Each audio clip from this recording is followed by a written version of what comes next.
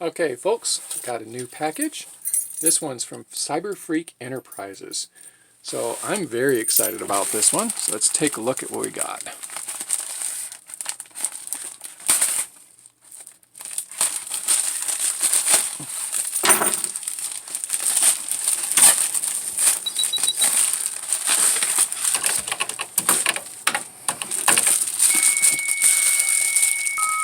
Jeez. All right. Doesn't look like anything all that special. Just an Atari Jaguar controller. Nice condition. This one is probably used, but there's something a little different here. This connector does not go to a Jaguar. This connector goes to an Atari 5200. So I got this one from Cyberphreak Enterprises. I'm going to put some links in the bottom here.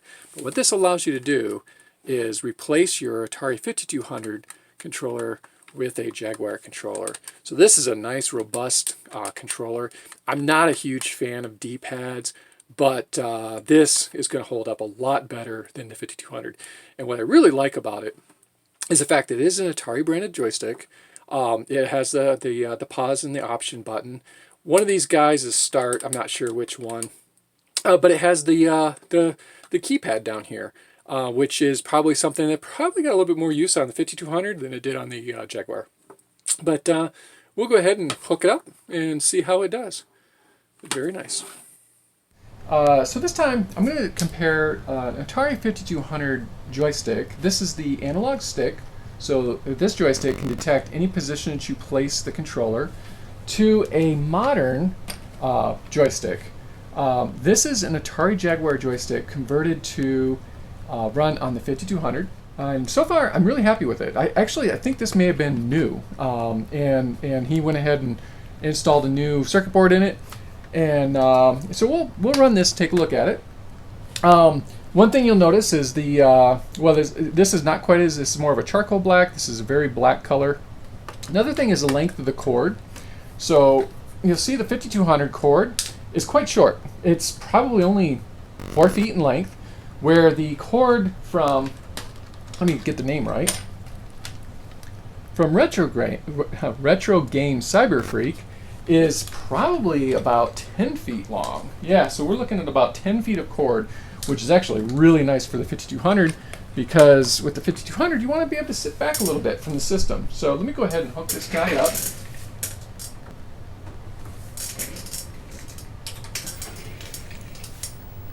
So this is the first video I've made with my new entertainment center. Very, very happy with it. All free, just kind of like stuff I got from here and there. TV I got for free. The entertainment center I got for free. And it works nice. Okay, so what I'm going to do here is I'm going to go down to Atari, and I'm going to select the Atari here, and we'll play a game of Berserk.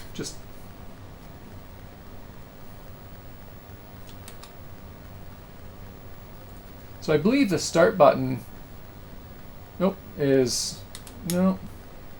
like it's the C button? I'm not sure. Yep.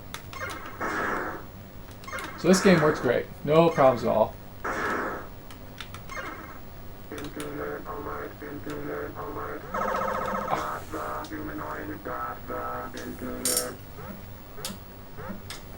Let's get a little bit of volume down here. Kind of surprised the speed on this, a little draggy. I was expecting this to run faster. The 2600 version of Berserk is very quick. So that's one of the big upgrades, is having voice. From what I understand, the 6502 processor can only do speech, and it can't really do much of anything else. The speech completely ties it down.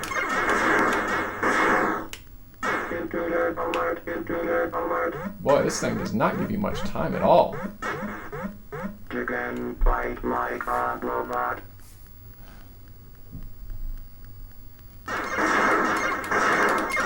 Oh, jeez. The humanoid got the chicken.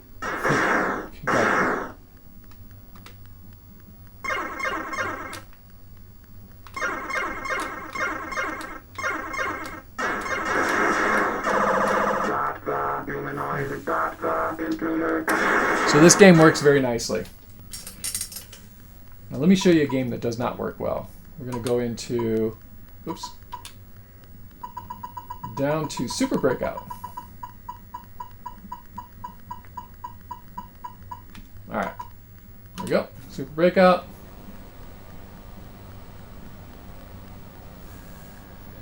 Alright, so one player, sounds good. Alright, so what happens here is the joystick just jumps to the far left or the far right, and you've got nothing in between, so it's purely digital. The joystick just simply detects, is it going right, left, up, down, left, right, that's it. So if I try playing this game, it's just impossible to play it. See, doesn't work. Alright, so that's a problem. So Gorf plays a lot like Breakout, so you have to control the location of the starship by pressing the joystick. So I can whip back and forth really quickly, but this is not how the arcade plays. This is not, to me, this is not very enjoyable. Yeah, not good.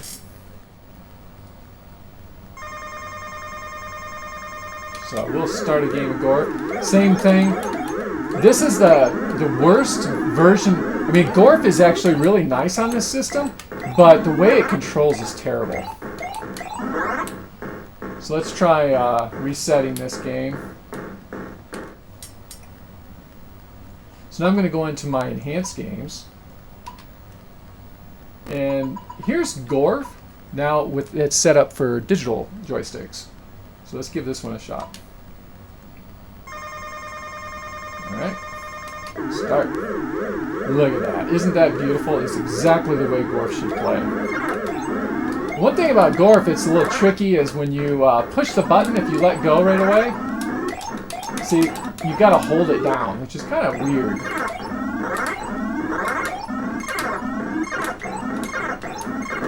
Ah. So this game plays nice now.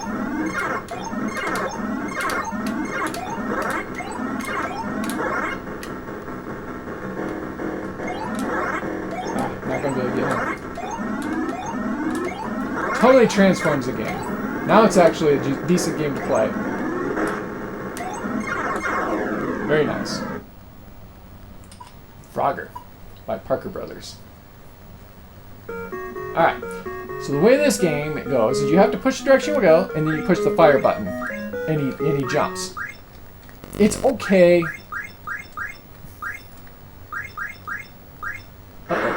Alright, so you get the point. This is a modified version of Frogger with no buttons, so if I push... The problem with this is once you start running the frog, he just keeps going. He goes like crazy. He's almost unplayable. Ah. Because the joystick tends to not center. So let's try this again. Actually, I want to go into my enhanced games. I'm going to select Frogger with no button. So,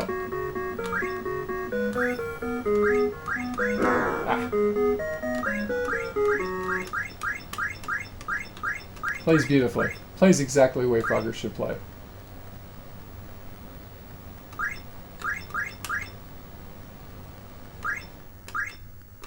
Oh! Got a little bit of a double jump there. Oh.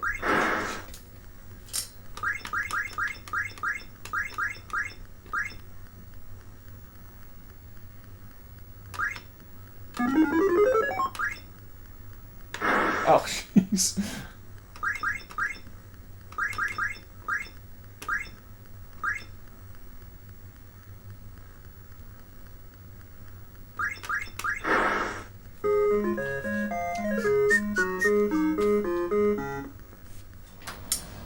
So I'm going to take a look at another game that doesn't work well. I'm going to go into my Atari collection. And let's see here, Miss Pac-Man.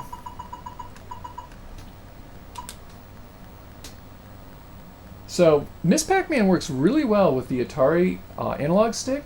It does not work so hot with the digital stick here.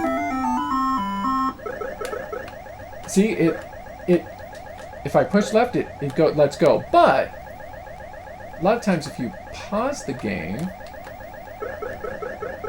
if you play it for a little bit, it starts to adjust and it starts to work better. Yep, now it's working perfect. It's a very clever program. So now it works perfect. So you just play the game for about 15 seconds. Oh, and then it adjusts itself. It works absolutely brilliant. All right, let's take a look at my enhanced games. See if there's anything else in there I want to take a look at. Oh, Asteroids. Okay, Asteroids is another one. We can play this now. So the problem with the non-self-centering stick is the asteroid keeps spinning around, but on this, I should be able to just play. Look at, oh. Okay, so she's having a little trouble here, but just play with it a little bit. It'll probably adjust and it starts working fine. There we go. Yeah, so it's working good. Uh-oh. This is great. It's working good. Look at that. Perfect. Go forward. Little shield action. There we go. Oh. See, if Atari had this joystick back in the day with the 5200, it probably would have done a little bit better. Okay, this game is unplayable on the standard Atari joystick. No good. This one, good. All right, so.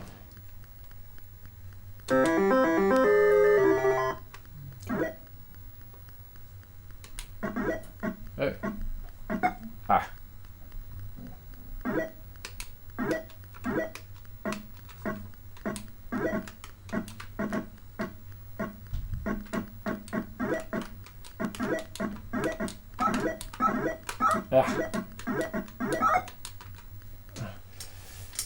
So this is annoying. Having to push this button. Qbert. No button. All right. Let's see how this guy goes.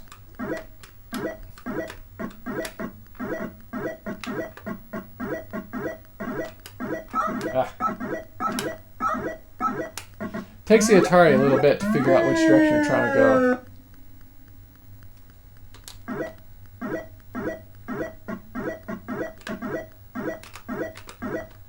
Perfect. Oh. Trying to hit the diagonals is a bit rough. Oh. So let's open this up and see what's inside. First thing you gotta do is remove the rubber boots.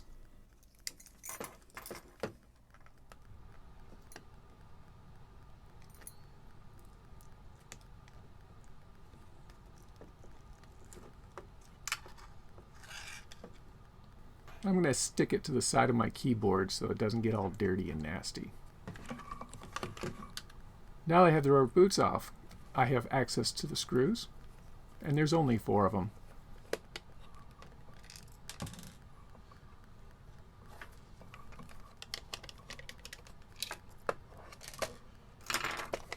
Now that I have all the screws out, I should be able to just pop this open. And of course everything just kind of falls everywhere. Now this is interesting on the inside. I don't know what is original Atari and what Cyberphreak did.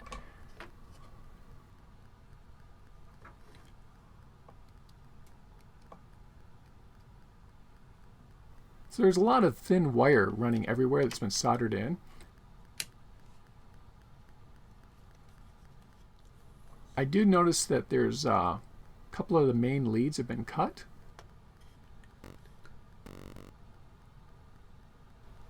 So my overall impressions of the Jaguar to 5200 controller is it's very good. I really like the construction of the Jaguar controller.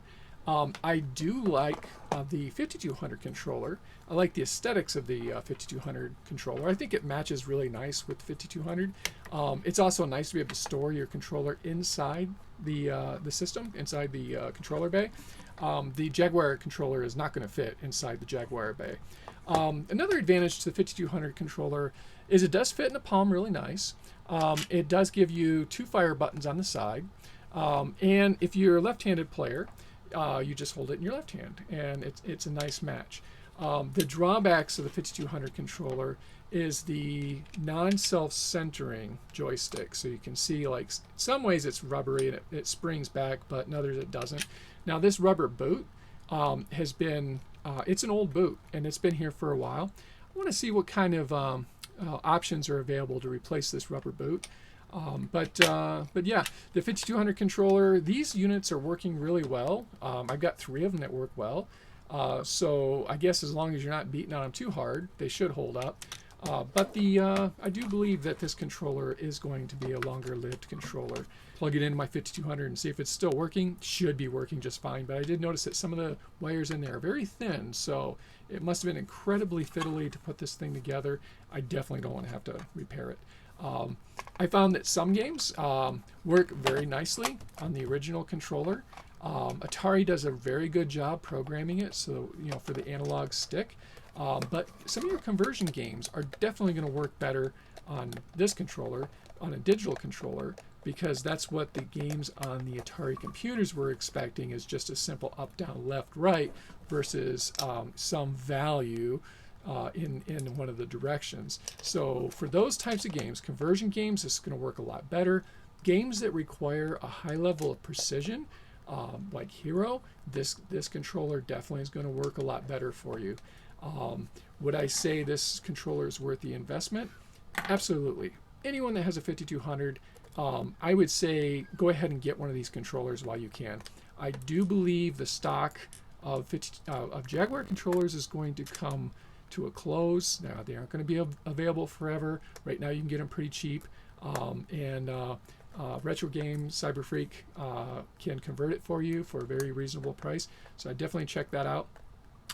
Something I would like to see in the future is possibly an adapter that you can plug a standard Jaguar controller into, just like plug it in and then have some cables coming out the other side. You can plug it into your 5200. That would be pretty cool. I also like to see the ability to maybe plug in custom digital joysticks into such a converter would be really nice. But yeah, this is what we got for now. And that's about it. I'm going to wrap this video up. So long for now, and I'll see you in the next video.